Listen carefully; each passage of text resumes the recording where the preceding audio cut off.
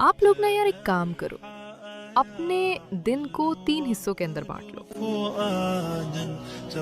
फजर की नमाज से लेकर 10-11 बजे तक आपने ये दुआ पढ़नी है, सुब्हान अल्लाहि वल्हम्दुलिल्लाह वला इलाहा इल्लल्लाहु वल्लाहु अकबर। इन कलिमात का आपने विर्द करना है।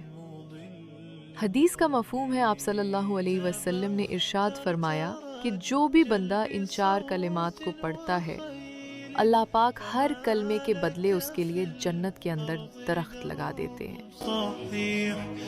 और 10-11 बजे से लेकर 3-4 बजे तक आपने दुरूद शरीफ, कि आपकी ज़बान से दुरूद शरीफ का विर्द ना जाए।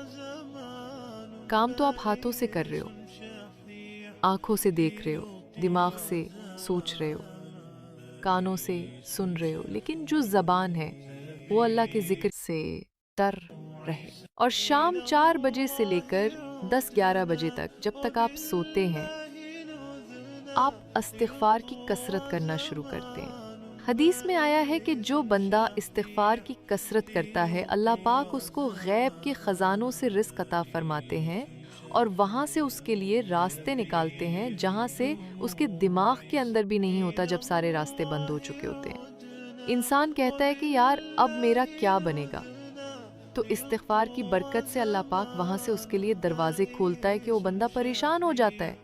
आप यकीन करना, कुछ दिन रूटीन के साथ ये जिक्र करके देखें, आपकी ज़िंदगी के अंदर इतना सुकून आ जाएगा।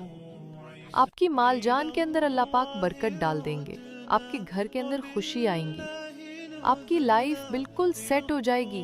भाई आप ट्राई करके तो देखो, क्योंकि अल्लाह पाक ने मदद का वादा आमाल के साथ करके रखा है। और जब आप 3-4 दिन रूटीन के साथ ये जिक्र करोगे तो यकीन जानो, इसके बाद तो आप छोड़ ही नहीं सकते, क्योंकि जब तक फिर आप जिक्र नहीं करोगे, आपके दिल को